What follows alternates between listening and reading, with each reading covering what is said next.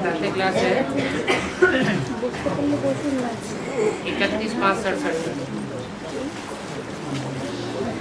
Record चला है जाल सजनिया जाल। मीठे मीठे रूहानी बच्चों ने गीत सुना और बुद्धि में सुदर्शन चक्र फिर गया। बाप भी सुदर्शन चक्रधारी कहलाते हैं। ये क्या कर रहा है? क्योंकि सृष्टि के आदि मध्य अंत को जानना यही है सुदर्शन चक्रधारी बनना। ये बातें सिवाय बाप के और कोई समझा ही नहीं सकता। तुम बच्चों का सारा मदार है साइलेंस पर। सभी मनुष्य कहते भी हैं शांति देवा, ये शांति देने वाले, और मालूम किसको भी नहीं है कि शांति कौन देते हैं और शांति धाम कौन ले जावेंगे। ये बात तुमको ही पता है और कोई को पता नहीं है। ये भी बच्चे जानते हैं कि सुदर्शन चक्रधारी हम बनते हैं और बाबा ही हमें सुदर्शन चक्रधारी बनाते हैं। पहले तो हमारी बुद्धि चलती ही नहीं थी, अभी तो आत्मा के दर्शन में बुद्धि चलने लग पड़ी है। कोई भी देवता सुदर्शन चक्रधारी नहीं कहला सकता। तुम ब्राह्मण बच्चे सुदर्शन चक्रधारी हो। देवताओं की बुद्धि चलती नहीं है और तुम्हारी बुद्धि तो चलती है।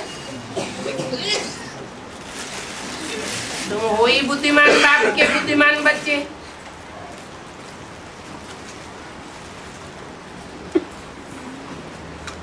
जिनकी बुद्धि चलती है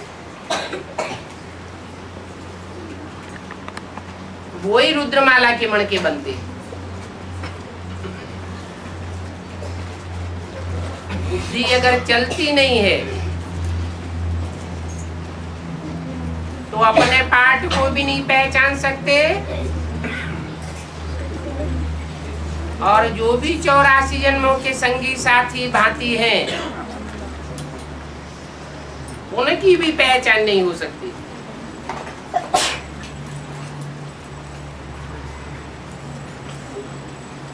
तो उन देवताओं में और तुम ब्राह्मणों में कितना भारी अंतर है।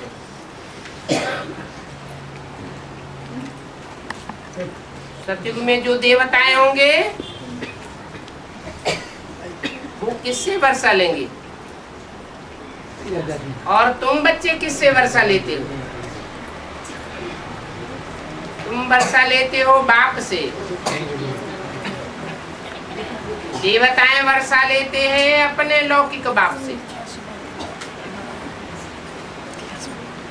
तुम्हारे वर्षे में और उनके वर्षे में लाख दिन का फर्क है। तुम वाइब्रेशन से सृष्टि सुधारते हो, बुद्धि का वाइब्रेशन ही बदल जाता है। वो वाइब्रेशन से सृष्टि नहीं सुधारते।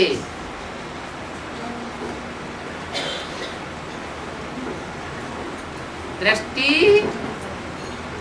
और वृत्ति दोनों में सूक्ष्म क्या है? वृत्ति ज्यादा सूक्ष्म है और दृष्टि का कनेक्शन ज्ञानेंद्रिय से है। ज्ञानेंद्रियों में सर्वोत्तम ज्ञानेंद्रिय है, लेकिन वृत्ति के मुकाबले सूक्ष्म नहीं है। तुम अपनी वृत्ति से सारी सृष्टि को बदल देते हो। प्रकृति के 5 तत्व भी सात्विक बन जाते हैं। 5 तत्व तो जड़ हैं जड़त्व को चेंज करना कठिन या चैतन्य आत्माओं को चेंज करना कठिन है?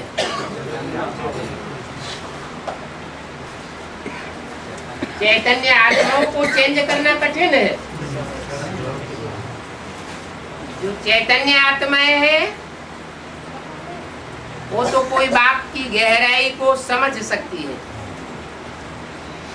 और जो जड़ पांच तत्व है वो तो जड़त्वमयी है।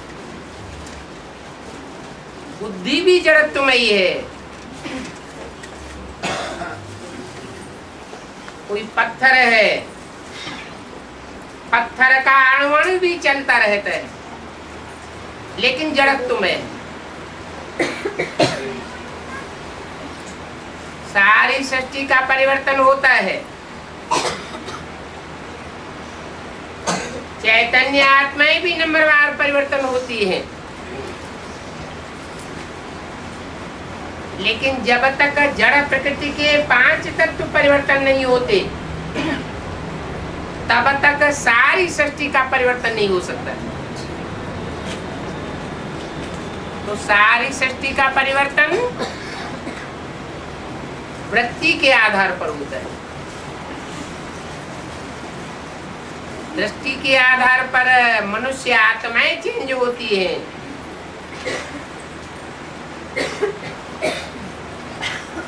वृत्ति एक एक आत्मा की अलग अलग है। एक की वृत्ति न मिले दूसरे से। हर एक का वाइब्रेशन अलग अलग।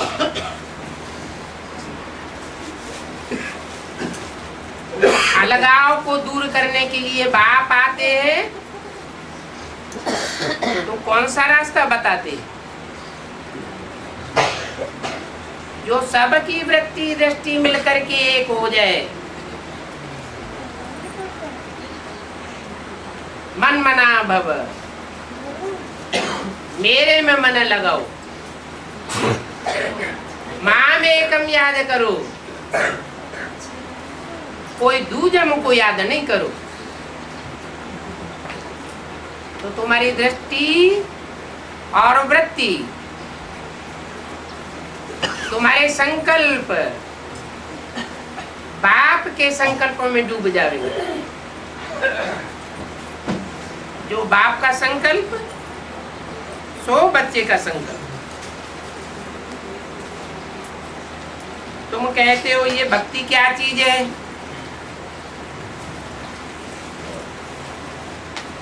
बाप तुम बच्चों को समझाते हैं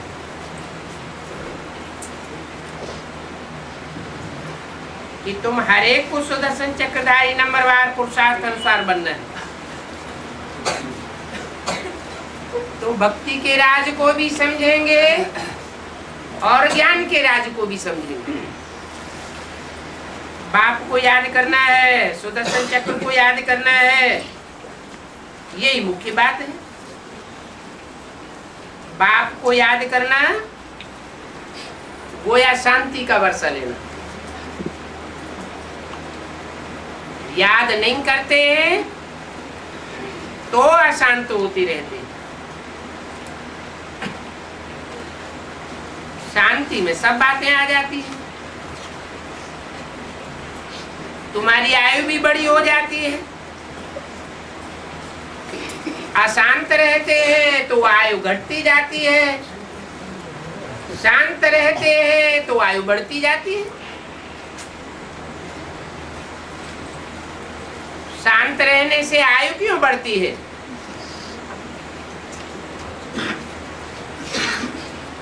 अशांति के वाइब्रेशन आयु को घटाते क्यों हैं?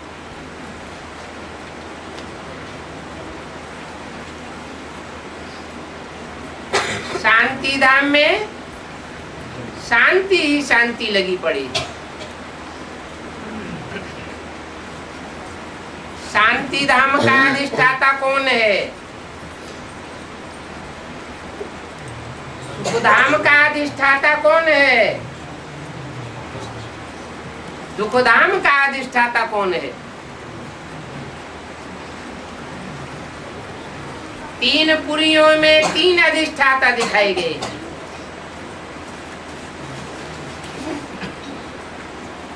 तीन निमित्त मुखिया हैं। शांति धाम के अधिष्ठाता को कहा जाता है शांति देवा।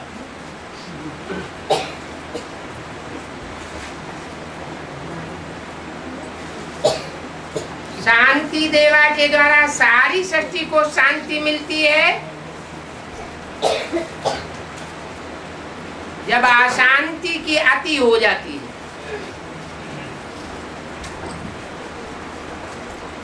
कब होती है अशांति की अति?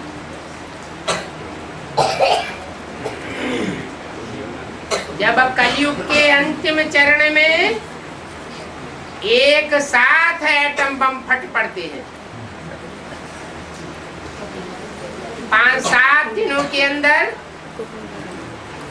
सारी सृष्टि का विनाश हो जाता है। कितनी दुनिया में अशांति बढ़ती होगी। और इस अशांति को अति में ले जाने वाला कौन? कोई तो निमित्त बनता होगा जो अशांति को अति में ले जाता है।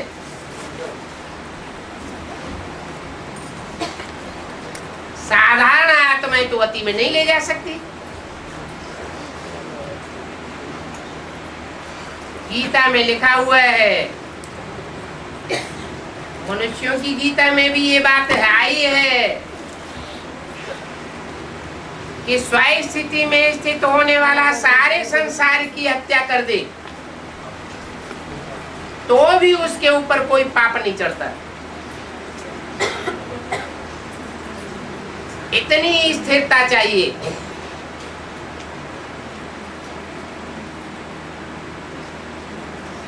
मिसाल है, कथाओं में भी मिसाल देते हैं। एक जंगल में रास्ते में एक आदमी बकरी लिए जा रहा था।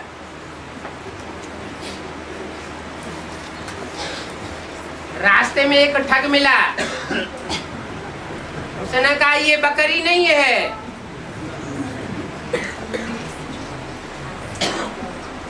ये तुमने सुअर का बच्चा क्यों कंधे पर लाद लिया?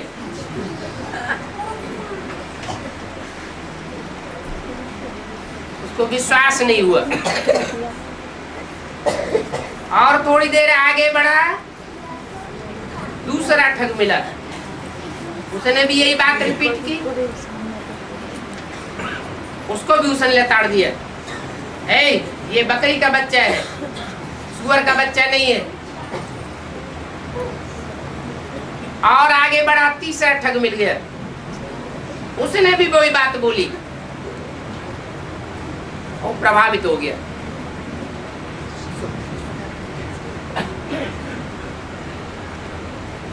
अपनी दृढ़ता से हिल गया, अशांत हो गया,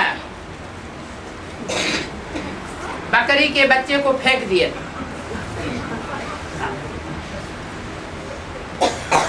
जरूर मेरी बुद्धि मारी गई।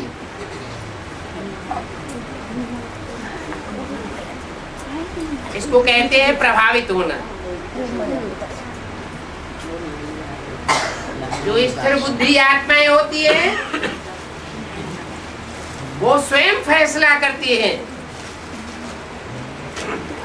क्या राइट है क्या रंग है। दूसरे के कहने पर कभी मानने वाली नहीं होती। हिज्जे हिज्जे करके एक बात की गहराई को समझे बिना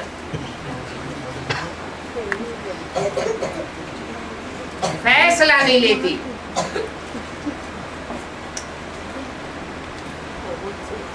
तो शांत तो कौन रह सकेंगे?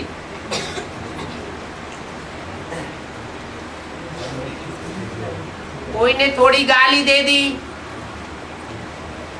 ग्लानि कर दी, टोंट मार दिया और बुद्धि विचलित हो गई,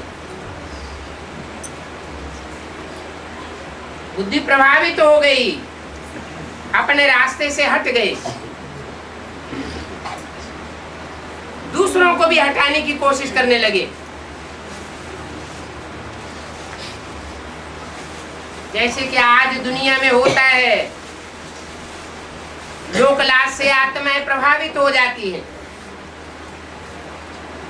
जो लोकलाज दुनिया की भस्म होने वाली है, उस लोकलाज से प्रभावित हो जाते, खुद भी प्रभावित होते और संगी साथियों मोहल्ले वाले को भी प्रभावित करते हैं और सच्चे रास्ते से हट जाते हैं।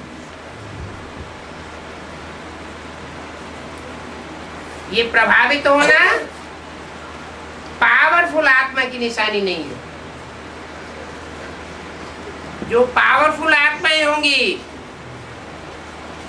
वो किसी के कहने से कोई भी मानने वाली नहीं है। सारी दुनिया एक तरफ हो जाए, उनको चोर साबित करे, डकैत साबित करे, नीचा साबित करे, ग्लानि करे, तो भी हिलने वाली नहीं।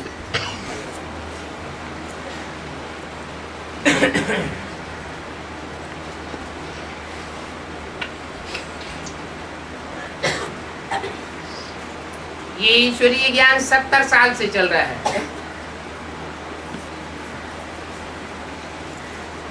पहले बेसिक के बतौर ब्रह्मा की वाणी आई, जैसे छोटे बच्चे ज्ञान को रट लेते हैं, बातों को रट लेते हैं, ऐसे ज्ञान की रटंती हुई, गहराई को नहीं समझा। फिर भी बेसिक का फाउंडेशन तो है।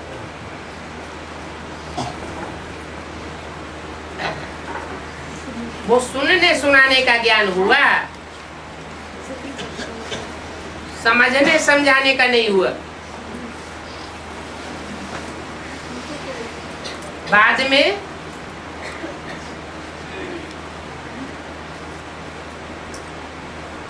तीसरा नेत्र खुलता है,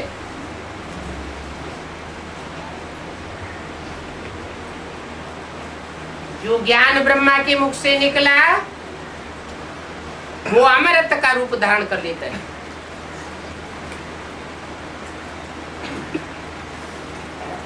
वो अमृत रस पीने से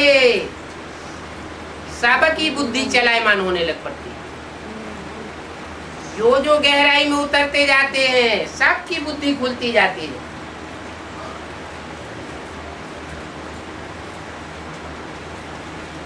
लेकिन फिर भी अनिश्चय बुद्धि बनते हैं। इतना ज्ञान का विस्तार होने के बाद फिर भी माया पछाड़ती रहती है।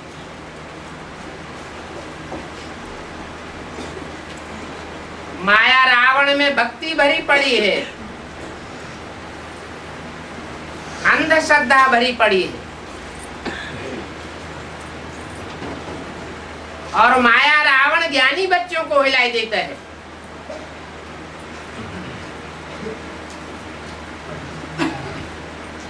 बुद्धिमान बाप के बुद्धिमान बच्चे हिल जाते हैं, और एक दो नहीं हिलते, सारे ही के सारे सितारे जो आसमान में हैं, उनकी मानिंद धरती के चैतन्य सितारे सारे हिल जाते हैं।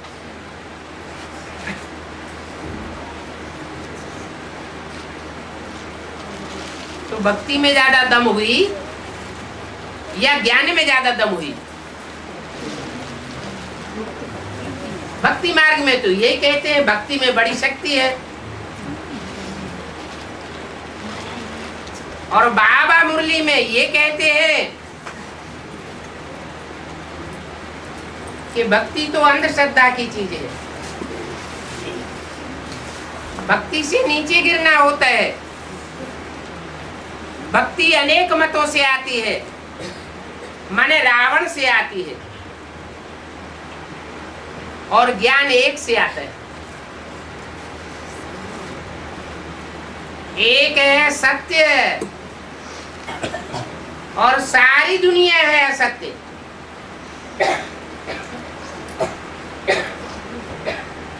ये सत्य असत्य का युद्ध होता है। उस युद्ध में भक्ति रूपी असत्य सबको हिलाई देता है।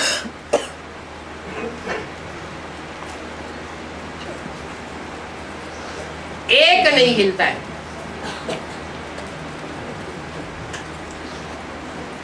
उसको कहा जाता है ध्रुव तारा।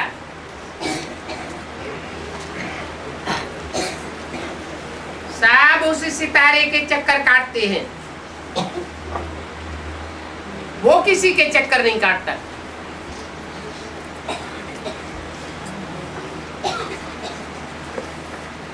इसको कहते हैं बुद्धि की दृढ़ता। जितना गहराई से ज्ञान उठाया होगा उतना ही बुद्धि की दृढ़ता धारण कर सकेगा। यज्ञ के आदि में भी बताया, सारी दुनिया एक तरफ और एक बाप दूसरी तरफ। जो आदि में हुआ सो अंत में भी होता है। बड़े बड़े धर्म पिताएं आए, बड़े बड़े महात्माएं आए,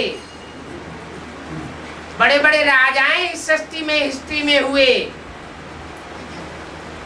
पुरानी दुनिया की परंपराओं को किसी ने नहीं तोड़ पाया।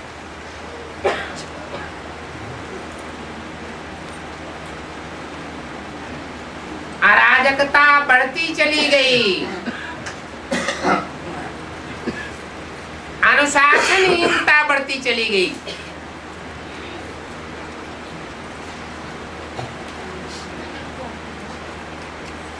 कहाँ सतयुग के आदि में पारिवारिक प्रथा बहुत तगड़ी थी, और कहाँ आज कलयुग के युग में हर घर में जितने भी भांति हैं वो सब एक दूसरे से टकराते हैं बौद्धिक वाइब्रेशन से।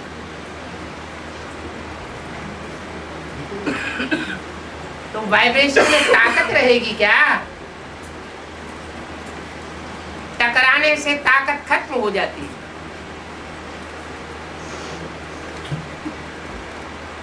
इतने धर्म संप्रदाय दुनिया में फैले हुए हैं। हर धर्म वाले जानते हैं कि हमारे धर्म के अंदर कहां कहां लूपोल भरी हुई है, कहां कहां अंधश्रद्धा भरी हुई है, कौन कौन सी कुरीतियां हैं, गंदी रस्म रिवाजें हैं, लेकिन कोई में ताकत नहीं है जो उनका मुकाबला करे और उनका ध्वंस करे। आखिरीन अंत में एक ही शांति देवा बाप आता है जो सदा शांति धाम का रहने वाला है। सदा शिव कहा जाता है और शांति की ऐसी स्थितियों में स्टेज पर रहता है कि सारी दुनिया डोलायमान होती है।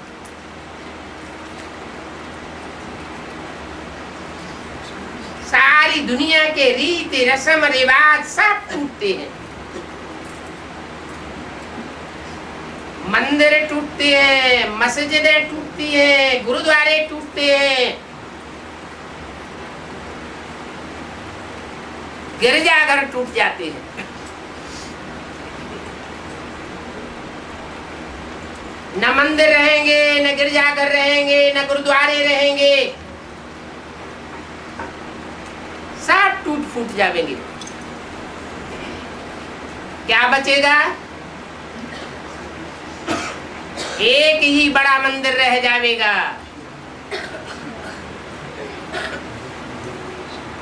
जिसको साकार में कहा जाएगा शांति धाम, परम धाम।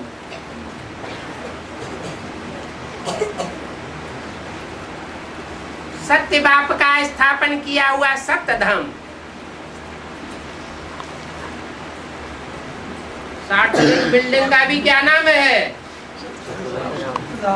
सत्य धाम। तो नाम साकार कब होगा? है जब दृढ़ता आएगी।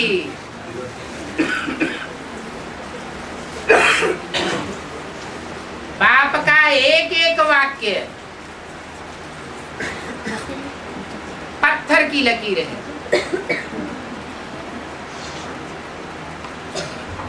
जैसे पत्थर की लकीर मिटाई नहीं जा सकती, ऐसे बाप के महावाक्य चाहे मुरली में आए हो ब्रह्मा के मुख से, और चाहे बाप जब टीचर का रूप धारण करता है तो टीचर के रूप में जो वाक्य आए हो,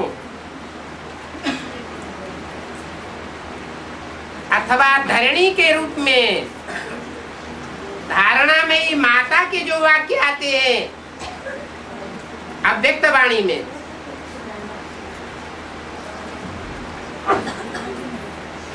वो सारे ही वाक्य अकाट्य वाक्य है। भक्ति मार्ग में कहते हैं ब्रह्मम वाक्यम जनार्दनम, ब्रह्म वाक्य है, उन्हें कोई मिटाए नहीं सकता। दुनिया मिट जाएगी,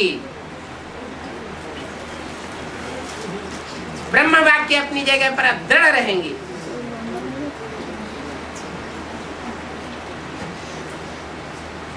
इतना विस्तार का ज्ञान, और उसका सार क्या निकलता है?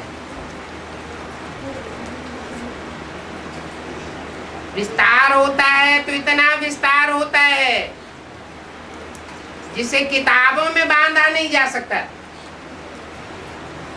वो भक्ति की बातें तो किताबें में बांधी हुई हैं। भक्ति की पढ़ाई पढ़ाने वाले किताबी ज्ञान पढ़ करके पढ़ाई पढ़ाते हैं, और बाप जो पढ़ाई पढ़ाते हैं वो ज्ञान किताबों में नहीं बांधा जाता।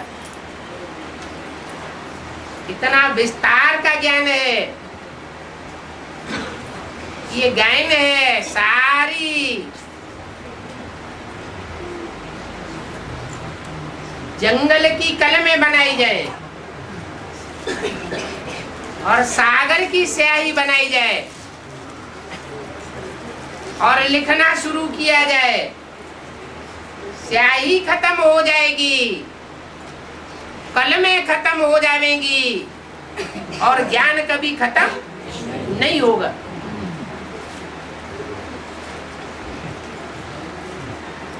वो ज्ञान का सार क्या रह जाता है सतयुग में? देवताओं की बुद्धि में तो ज्ञान होता नहीं, क्या सार रह जाता है? ज्योति बिंदु आत्मा।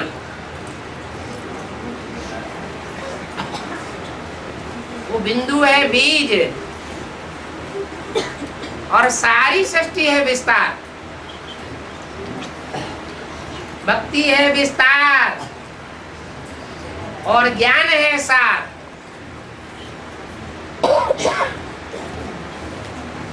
बाप सार भी बताते हैं, और जो मंथन करने वाली आत्माएं हैं विस्तार में भी ले जाती हैं। ज्ञान इतने विस्तार को पाता है कि एक एक आत्मा के 84 जन्मों की कहानी सारी उसमें बनी। 500-700 करोड़ मनुष्य आत्माएं, और एक एक के 84 जन्मों की कहानी जब विस्तार में आती है तो ज्ञान कितना विस्तार को पा जाता है। हम जानते हैं हर एक आत्मा तो 84 जन्म नहीं लेती। बहुत आत्माएं तो ऐसी है जिनकी संख्या बहुत है, एक जन्म ही लेती, फिर भी उनके जीवन का विस्तार कितना है, हिस्ट्री बन जाती है।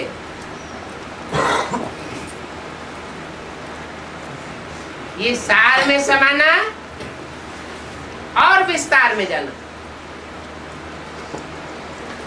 ऐसी प्रैक्टिस बनानी है कि 1 सेकंड में सार में आए और 1 सेकंड में विस्तार में पहुंच जाए।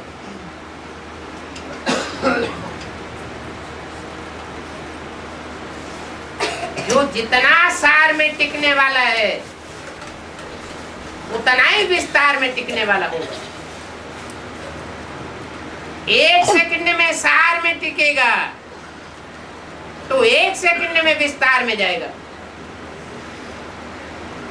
इतनी क्षिप्र गति बुद्धि की होनी चाहिए।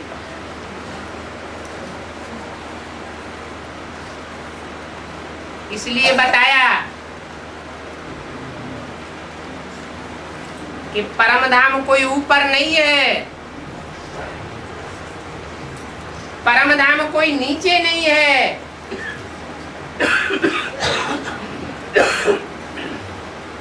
ये तो नंबरवार आत्माओं की परिधि बनती है। जो जितनी पावरफुल आत्मा वो उतनी ही ज्यादा आत्माओं को परिधि में लेकर के रखता है।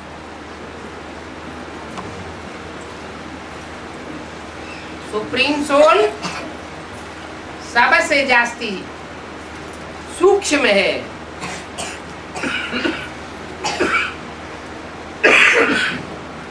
मनुष्य आत्माएं भी सूक्ष्म है नंबरवार, लेकिन सारी मनुष्य सृष्टि को वो सुप्रीम सोल अपनी परिधि में लेकर के रखता है, अपने वाइब्रेशन से मनुष्य मात्र की आत्मा को बांध लेता है।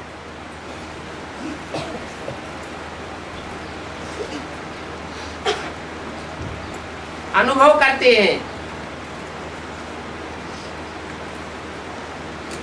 कोई ऐसी विशाल बुद्धि आत्मा के संसर्ग संपर्क में आते हैं तो सामने आने वाले की बुद्धि चलती ही नहीं, जैसे कि बुद्धि मर्ज हो जाती है।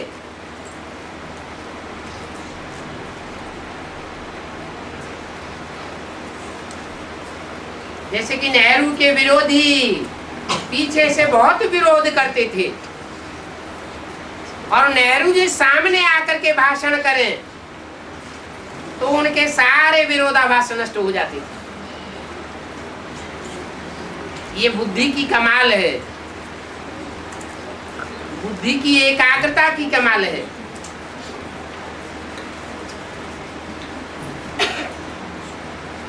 ये एकाग्रता अभी हमें बाप सिखाए रही है।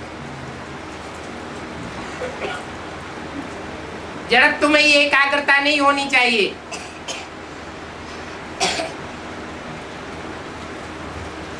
कि जड़ बिंदु को याद करना है या प्लास्टिक का कास्केट है, उसमें जो ज्योति बिंदु देखने में आता है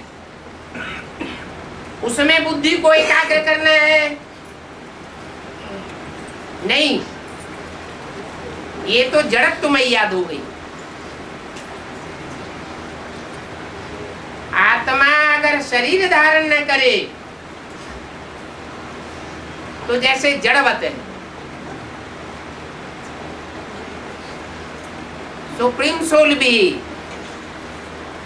इस सृष्टि पर आकर के शरीर धारण करके सारा कार्य करता है।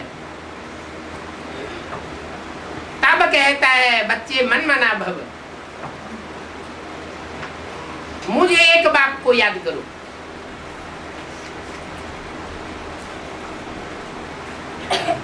ये मतलब तो नहीं है कि मुझे बिंदी को याद करो। कैसे पता चलेगा कि ये बिंदी सुप्रीम सोल की है और ये बिंदी प्रजापिता की है और ये बिंदी दूसरी आत्माओं की है? तो तब ही पता चलता है जब कोई साकार में प्रवेश करके एक्ट करके जाता है। ऐसी एक्ट करके जाता है जो एक्ट दुनिया में कोई भी नहीं कर पाता। इसलिए बाप कहते हैं मेरा पाठ तो सबसे बड़ा है। मैं जितना पाठ बजाता हूं उतना तो कोई भी पाठ नहीं बजाता।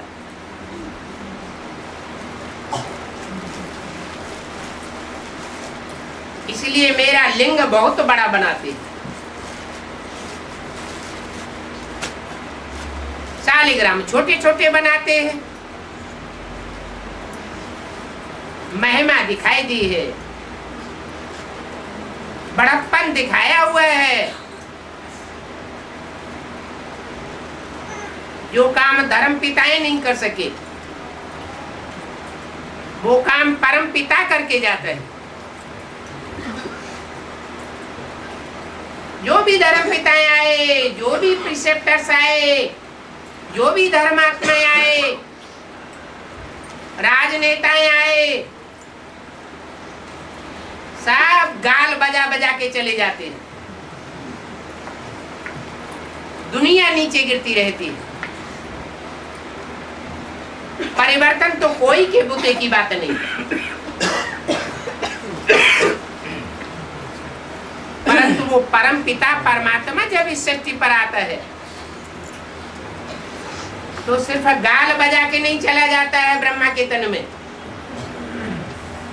सारी सृष्टि का परिवर्तन करके जाता है। जो परिवर्तन कोई धर्म पिता नहीं कर पाता, नरक को स्वर्ग कोई भी नहीं बना पाता, वो काम परम पिता परमात्मा करके जाता है। वो ज्योति बिंदु है, उसको अपना शरीर नहीं है,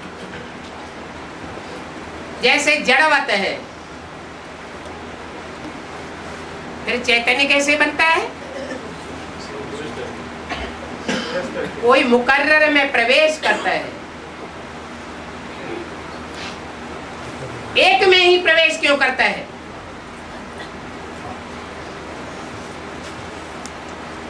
जिसे मुकर्रर अर्थ कहा जाता है, उसके द्वारा ही परमात्मा सुप्रीम सोल बन करके क्यों सर्वव्यापी के ज्ञान को काट देता है। एक व्यापी बन करके प्रत्यक्ष होता है। 100% सच्चा अनुभव। जरूर एक में इतनी दृढ़ता होती है कि द्वापर के आदि से जो भी द्वैतवादी सृष्टि पर आते हैं, उन द्वैतवादियों से टकराते टकराते 84 जन्म तक बीत जाते हैं।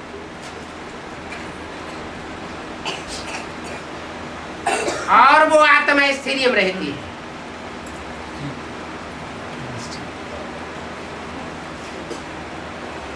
अंतिम जन्म में नीचे गिरती है और बाप उसमें प्रवेश करके जो परिवर्तन करना होता है वो कर देते हैं। तब कहा जाता है एक सच्चा और सारी दुनिया झूठी। सच्चा बादशाह कहा जाता है। ऐसी बादशाही स्थापन करता है जिस दुनिया में वसुधैव कुटुंबकम गाया जाता है। उस कुटुंब का हर बच्चा बादशाह। कोई अपने को नीचे नहीं समझता। जैसे शेरों के परिवार में जो भी शेरों के बच्चे हैं वो सब एक नस्ल के होते हैं, कोई में गीदड़पना नहीं होता। सब समझते हैं कि हम जंगल के राजा हैं। ऐसे ही जो संगम युग स्वर्णिम युग है, उसमें जो राज्य स्थापन होता है, उस राज्य में जो भी प्रजावर्ग की आत्माएं हैं, कहने मात्र के लिए प्रजावर्ग है, लेकिन सब अपन को राजा समझते हैं। यथा राजा तथा प्रजा। सतयुग के पहले जन्म से ये स्थिति नीचे गिरने लगती है, कलाएं नीचे गिरती जाती हैं, शक्तियां गिरती जाती हैं, आत्मा विघटित होने लगती है, पतन शुरू हो जाता है। बल सतयुग त्रेता में पतन की गति धीमी होती है, लेकिन पतन तो होता है ना। संगम युग में जो प्राप्ति होती है परमपिता परमात्मा से डायरेक्ट बच्चों को, वो प्राप्ति दुनिया में और किसी को नहीं हो सकती। राधा कृष्ण जैसी आत्माओं को भी नहीं हो सकती।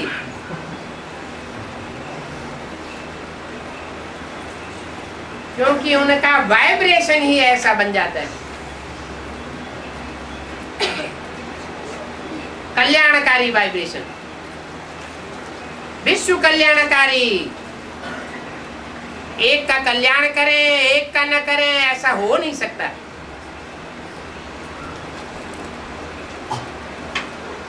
अभी भी बाप आए हुए हैं, पार्ट भी बजाते हैं, ज्ञान भी सुनाते हैं, बच्चों को नंबरवार निश्चय भी बैठता है। फिर माया इतना हिलाए कैसे देती है?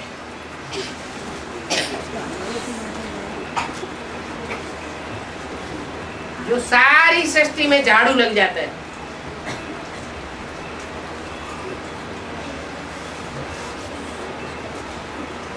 ये 63 जन्मों के हिसाब किताब है।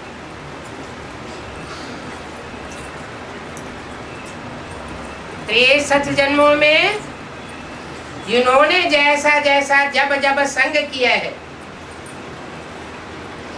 वैसी वैसी बुद्धि की स्टेज बनती है।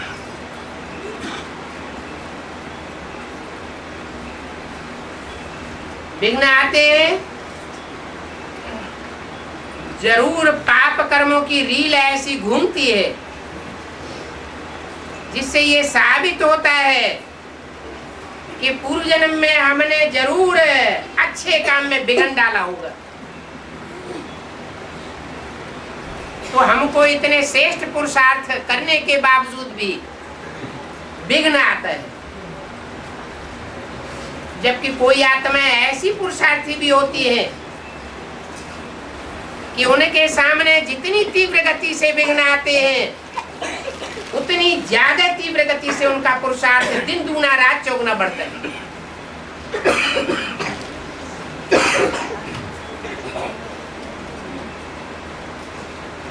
विघ्न आने से कोई का पुरुषार्थ घटता है और कोई का पुरुषार्थ बढ़ता है।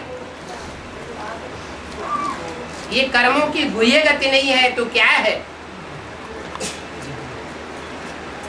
इसलिए बाप कहते हैं बनी बनाई बन रही, अब कछु बन नहीं रहा।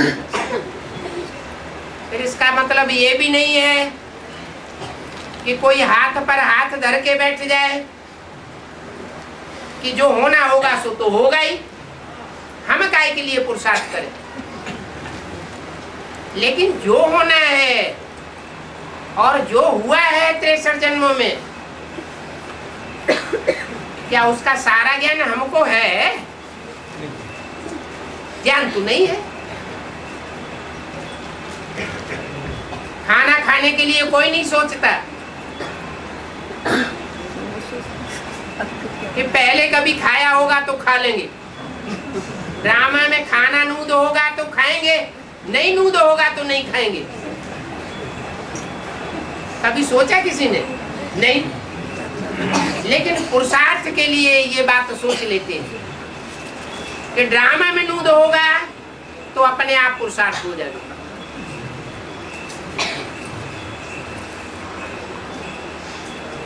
कहाँ ड्रामा को आगे रखना है, कहाँ पुरुषार्थ को आगे रखना है, वो भी बाप ने अच्छी तरह बताया।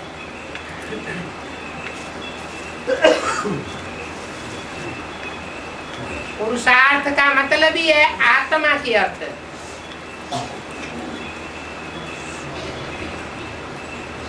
स्वार्थ का मतलब ही है स्व के रथ के अर्थ। अपने शरीर रूपी रथ के लिए जो काम किया जाए, जो बात बोली जाए, जो चिंतन किया जाए, वो अल्पकाल का है। और आत्मा के लिए जो किया जाए वो सदा काल का है।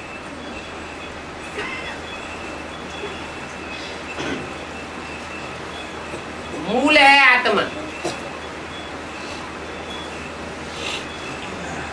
आत्मिक स्थिति में स्थित हुए बगैर बाप की याद नहीं आ सकती। जितना जितना हम प्रैक्टिस करते जाते हैं कि हम ज्योति बिंदु आत्मा हैं, उतना उतना बाप की याद स्वतः पक्की होती जाती है। बाप हमारे नजदीक आता जाता है, बुद्धि में दृढ़ता आती जाती है, बुद्धि हिलेगी नहीं। आत्मिक स्थिति पक्की न होने से दैनिक जीवन में छोटी छोटी अड़चने आ जाती हैं, छोटी छोटी परिस्थिति आ जाती है, वो पहाड़ दिखाई पड़ती है। जो स्वस्थिति में स्थित होने वाले हैं उनको पहाड़ भी राई समान दिखाई पड़ता है। पहाड़ राई हो जाता है, रुई हो जाता है, हल्का हो जाता है।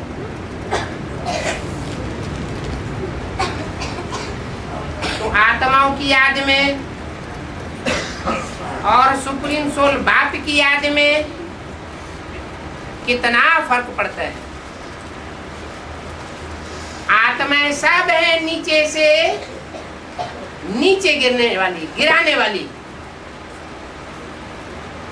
ऊपर से नीचे आती है, नीचे आने की स्वभाव वाली है,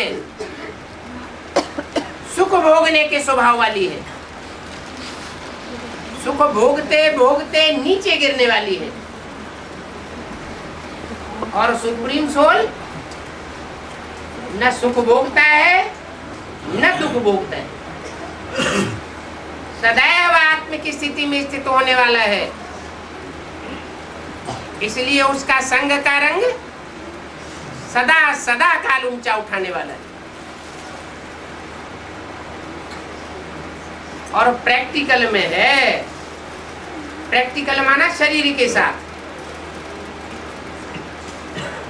ऐसे नहीं ब्रह्मा के तन में था तो प्रैक्टिकल था,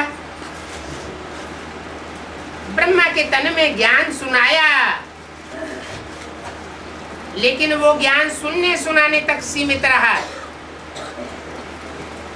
किसी की समझ में गहराई तक बैठा ही नहीं,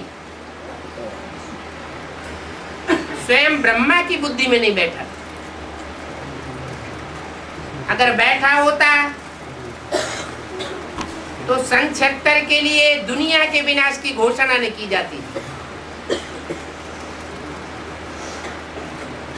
कि सारी दुनिया का विनाश हो जाएगा और नई दुनिया स्थापन हो जाएगी। बेहद की बात थी बच्चे की बुद्धि बेहद की नहीं होती। कृष्ण की आत्मा तो सतयुग में बच्चा बुद्धि बन करके पैदा होती है। जिस समय कृष्ण का जन्म होगा उस बच्चे की बुद्धि में और उसको जन्म देने वाले जन्मदाता की बुद्धि में जमीन आसमान का फर्क होगा। कहाँ देवात्मा और कहाँ परमात्मा पार्ट।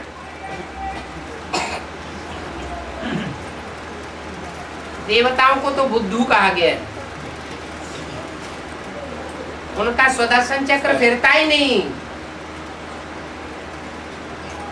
उनकी बुद्धि में आगे क्या होने वाला है, पीछे क्या हुआ, कोई ज्ञान नहीं होता।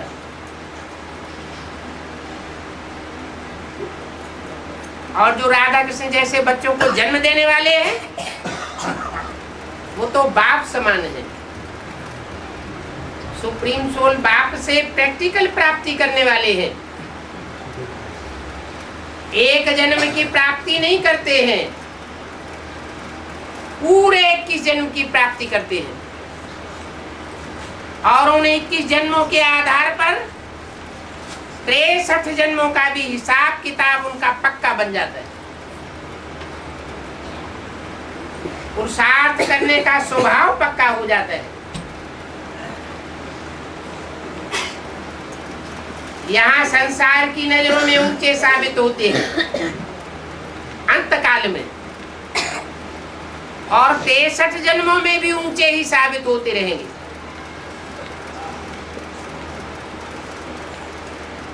बल विधर्मी आतताई आकर के आक्रमण करते हैं, तहस नहस करते हैं, तो भी उन आक्रमणकारियों की बुद्धि में बैठता है ये कोई निराली आत्मा है।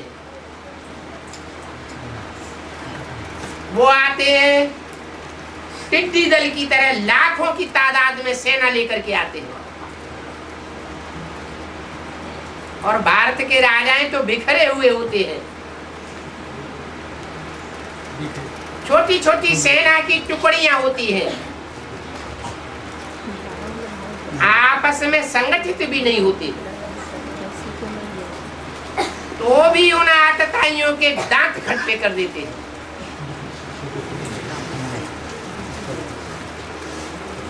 शिवाजी की सेना का एक एक सिपाही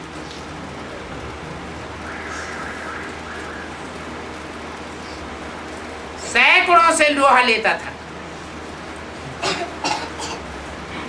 इतना उमंग उत्साह उन्होंने कहां से भरा? इसी संगम युग में ये उमंग उत्साह भरता है। कहते हैं खुदा छप्पर फाड़ के देता है। कहाँ 5 पांडव और कहाँ 11 अक्षौणी सेना कौरवों की। शुरुआत में तो 18 अक्षौणी होती है। सारा संसार कौरवों और यादवों का होता है, और पांडवों में ये इतनी शक्ति कहां से आ जाती है?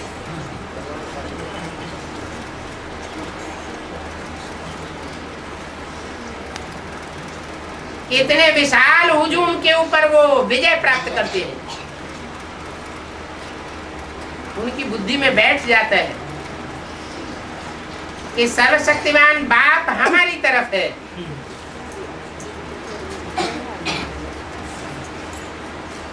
हमारे पास जो शक्ति है वो किसी के पास नहीं।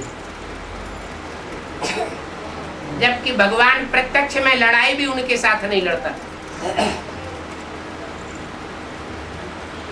गुप्त शक्ति देता है। पांडव गुप्त, उनका सारा पुरुषार्थ गुप्त, उनका सारा जीवन का दान गुप्त, उनको क्या मान मर्तबा मिलना है वो सारा ही गुप्त। इतना होने के बावजूद भी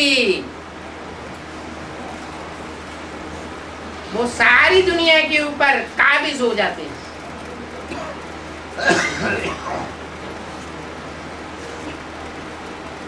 अभी वो समय चल रहा है,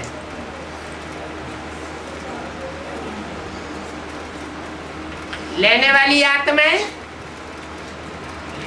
अभी भी निश्चय बुद्धि के आधार पर ले सकती है।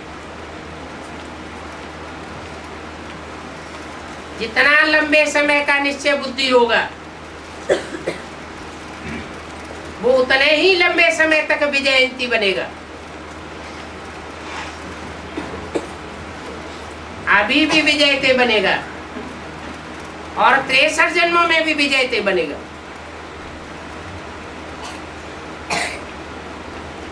कोई से हार खा नहीं सकता।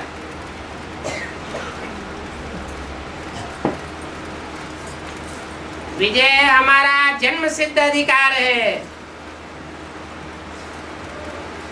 ये जन्म सिद्ध अधिकार संगम युग में मिलता है।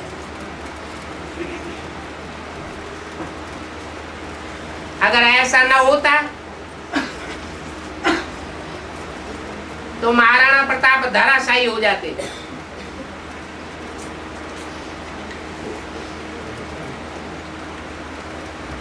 धराशायी नहीं हुए। शिवाजी धराशायी हो जाते, वो धराशायी नहीं हुए। ऐसा उमंग और उत्साह उन्होंने संगम युगी जीवन में भरा था।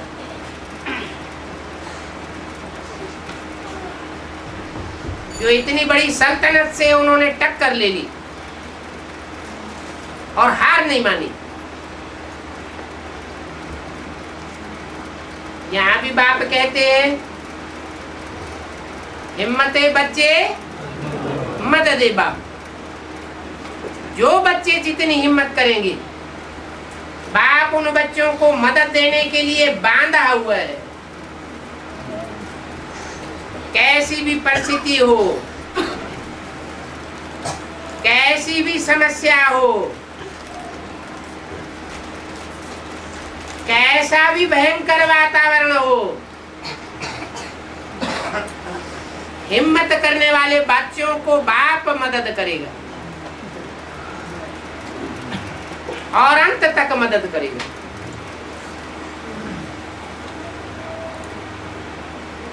ओम शांति।